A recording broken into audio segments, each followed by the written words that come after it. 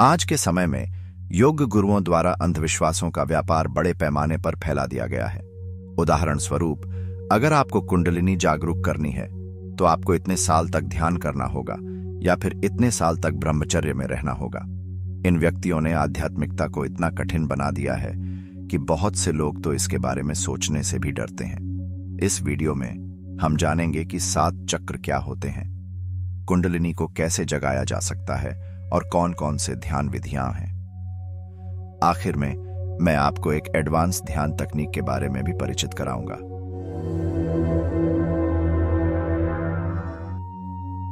स्वागत है आपका UR योगी में।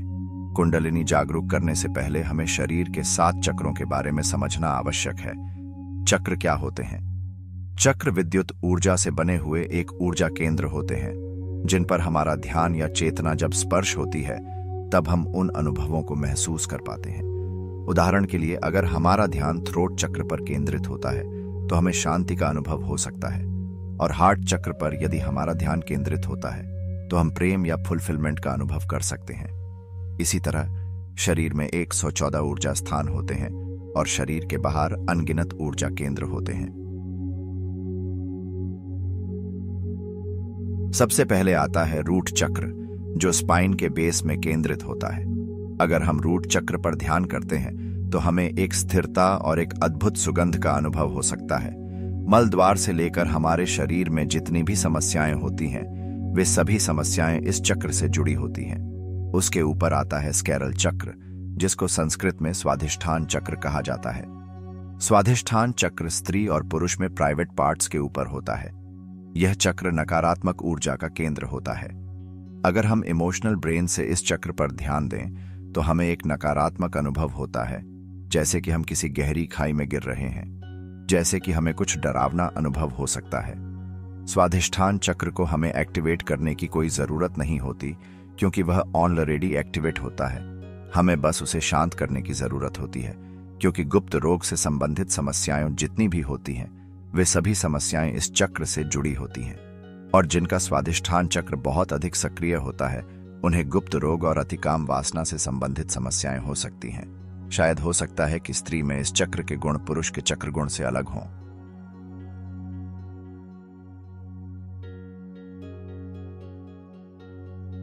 इसके ऊपर होता है सोलर चक्र, जिसको संस्कृत में मणिपुर चक्र भी कहा जाता है। जब हम कुछ खाते हैं तब यह चक्र शक्तिशाली हो जाता है।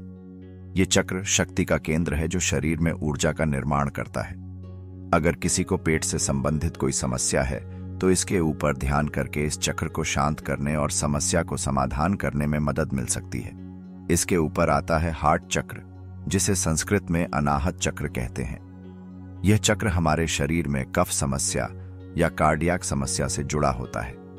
स्त्री में यह चक्र कुदरती रूप से सक्रिय होता है, पर पुरुष में इस चक्र को सक्रिय करने की आवश्यकता होती है।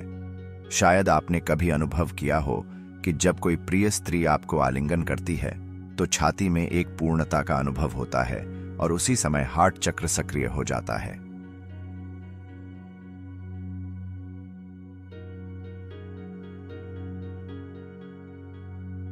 इसके ऊपर आता है थ्रोट चक्र, जिसे संस्कृत में विशुद्ध चक्र भी कहते हैं।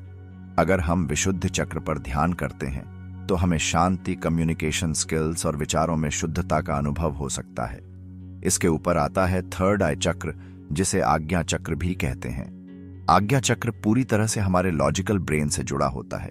अगर हम इसके ऊपर ध्यान करते हैं तो हमारे विचारों की गति धीरी हो जाएगी और यूजलेस विचार भी काम में नहीं आएंगे, और किसी भी प्रकार की कंफ्यूजन इसमें इतनी स्पष्ट हो जाती है कि वे तेल और पानी की तरह अलग हो जाती हैं।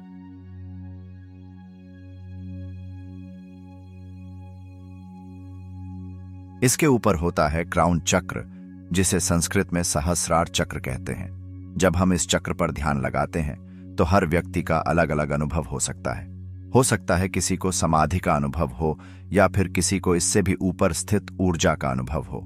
इस चक्र को हम विचारों और ध्यान से नहीं देख सकते, बल्कि इसे अनुभव ही किया जा सकता है। हो सकता है किसी को ध्यान करते समय पूरे मस्तिष्क में वाइब्रेशन हो या फिर किसी को आंसू भी निकल आए।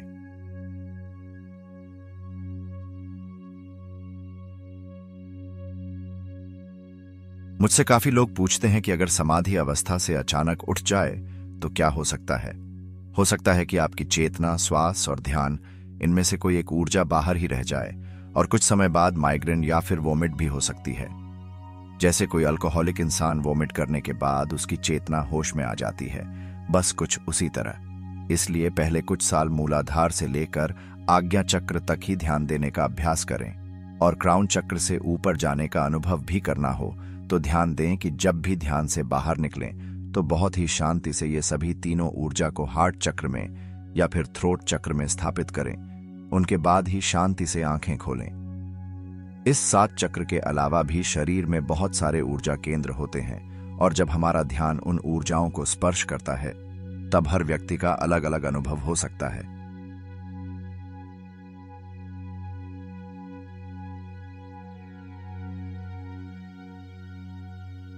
जैसे मैंने पहले एक पोस्ट किया था कि हमारे पास 2 भौतिक आंखें होती हैं और 7 आध्यात्मिक आंखें होती हैं, ठीक वैसे ही अगर हम एक उच्च ध्यान स्थिति में पहुंचते हैं तो हमारा पहला ध्यान आज्ञा चक्र पर होगा। उसके बाद विचारों के निर्देशन देने के बाद धीरे धीरे हमारा मस्तिष्क पीछे की ओर उठेगा और हर एक आंख के पॉइंट पर ठहरेगा और हर आंख के अलग अलग अनुभव हो सकते हैं। उदाहरण स्वरूप, अगर कोई सेवंथ आई जो क्राउन चक्र के पीछे वाले हिस्से में होती है जहां पर ब्राह्मण छोटी रखते हैं, उसके ऊपर जब हम ध्यान करते हैं तो हमारा मस्तिष्क पूरी तरह से पीछे जाता है। उस शरीर में एक अद्भुत स्थिति हो सकती है। अगर कोई हमें उस समय किसी भी भोग और आनंद की लालसा दे दे तो भी हमें उस भोग में दिलचस्पी नहीं होगी। ये सभी 7 आध्यात्मिक आंखें शरीर के बाहर होती हैं, इसलिए हमें आज्ञा चक्र के माध्यम से मस्तिष्क को पीछे करके उनका अनुभव करना पड़ता है, क्योंकि वह शरीर के बाहर ही होता है। उसी तरह जैसे भगवान शिव एक ध्यानामग्न अवस्था में है, वह ये 7 आंखों का अनुभव करते हैं, बस ठीक वैसे ही।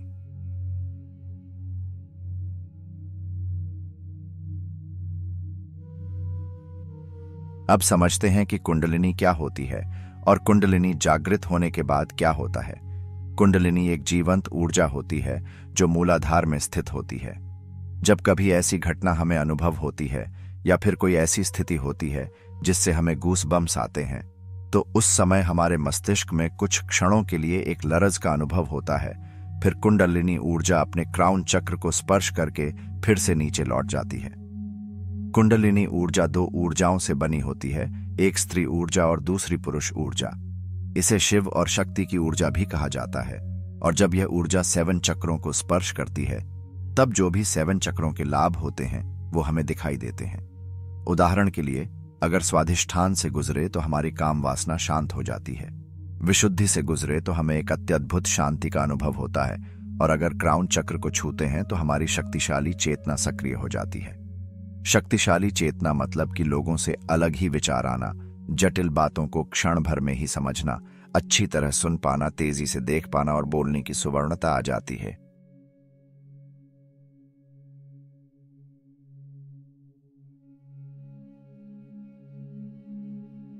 अब जानते हैं कि इसे जागृत कैसे करें। इसे जागृत करने के बहुत सारे तरीके हैं। आपने इंटरनेट पर देखा होगा कि योग गुरुओं द्वारा हजारों मेथड्स डेवलप हो चुकी हैं। आज मैं आपको 2 मेथड्स बताने वाला हूं। पहला है आज्ञा आदेश।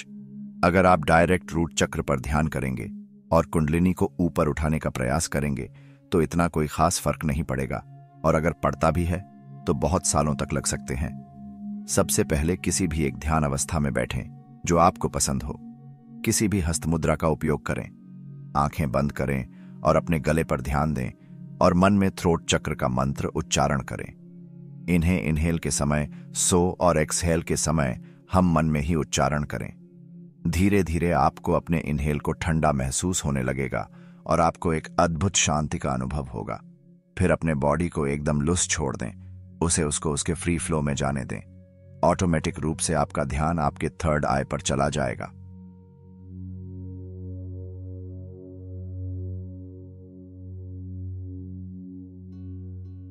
जब आपका ध्यान 3rd आई पर होता है तब आप अपने शरीर और मन के मालिक होते हैं। तब आपको अपना ध्यान अपनी सांस पर करना है और धीरे धीरे मन में लम्ब मंत्र का उच्चारण करना है। आपका ध्यान फिर से फ्री फ्लो में रूट चक्र पर चला जाएगा। जब आपका ध्यान रूट चक्र पर होता है तब आपको एक बहुत ठंडी सुगंध महसूस हो सकती है। बस उसी समय आपको आपके कुंडलिनी को आदेश देना है कि वह ऊपर उठे। हो सकता है कि आपको 3 से 4 बार उसको आदेश देना पड़े। फिर कुंडलिनी धीरे धीरे ऊपर उठेगी और आपका शरीर नीचे से वाइब्रेट होकर धीरे धीरे ऊपर उठेगा। जैसे ऊपर उठे वैसे ही आपको पेट में वाइब्रेशन होगी। उसके ऊपर जैसे उठे तब आपको छाती कड़क होने का अनुभव होगा। जैसे वो गले में स्पर्श करे तब आपको समाधि और शांति का अनुभव होगा। और जैसे जैसे थर्ड आई तक पहुंचे तब वह रुक जाएगी, क्योंकि थर्ड आई से क्राउन चक्र तक जाने का कोई रास्ता नहीं होता।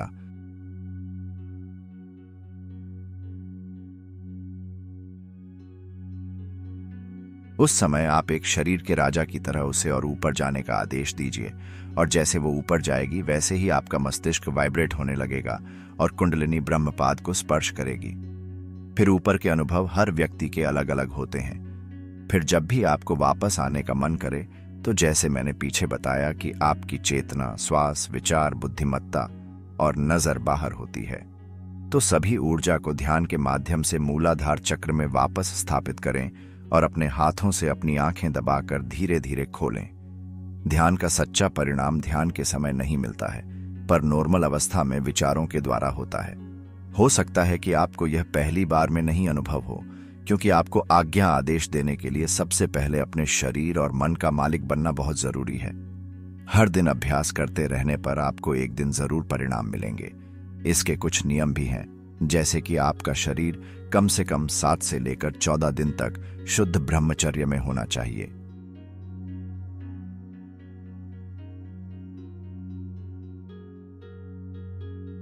अब आगे है सदाशिव मेडिटेशन मेथड। मुझे कई लोग पूछते हैं कि आपकी मेडिटेशन मेथड क्या है। हमने स्कूल में पढ़ा है कि हमारा दिमाग हमारे शरीर को और खुद को कंट्रोल करता है। ये बात कितनी हद तक सच है? अगर देखा जाए तो कुछ चीजें हमारे शरीर में ऑटोमेटिक दिमाग के द्वारा कंट्रोल की जाती है, जैसे कि हृदय की धड़कन, शरीर की पाचन क्रिया और कई सारे हार्मोनल बैलेंसिंग। हमारे दिमाग में एक हिस्सा होता है जो स्पाइन और दिमाग के बीच में होता है, जिसे न्यूरोमस्कुलर सिस्टम कहा जाता है। यहां से पूरे शरीर और पूरे दिमाग को हर तरह की चीजों पर कंट्रोल किया जाता है। अगर हम न्यूरोमस्कुलिन सेंटर पर ध्यान करते हैं और अपनी चेतना को वहां दाखिल करते हैं तो बहुत अच्छी संभावना है कि यह कंट्रोल हम खुद अपने हाथ में ले सकते हैं, पर इसके लिए बहुत लंबे समय का अनुभव होना आवश्यक है। जैसे कि हम एक राजा की सीट पर बैठते हैं तो कैसे पूरी जवाबदारी हमारे ऊपर आ जाती है, वैसे ही अपने शरीर को कुछ समय के लिए मैनुअल मोड पर ले लें, तभी वही जवाबदारी आ सकती है।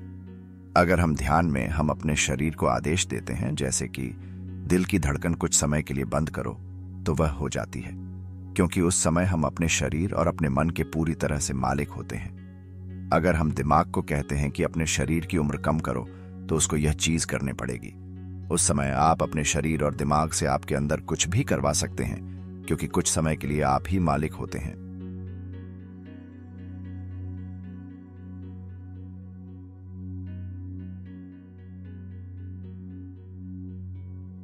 अब कुछ लोग कहेंगे कि अगर हम अपने शरीर पर कंट्रोल करें तो हम अमर हो सकते हैं, तो जवाब है नहीं। देखिए, परमात्मा के हाथ में कुछ चीज होती है जो हमारे हाथ में नहीं होती, जैसे कि जीवन, मृत्यु, परिणाम, नेचर के नियम और उनका फ्लो और कभी कभार मिरेकल्स। कृपया इस ध्यान प्रयोग को अनुभव के बिना करने का प्रयास न करें, क्योंकि हो सकता है कि उस समय आपके दिल की धड़कन बंद हो जाए और आपका शरीर पूरी तरह से मृत्यु अवस्था में भी आ सकता है, और अतिशय अल्प भूल भी आपको बड़ा नुकसान पहुंचा सकती है।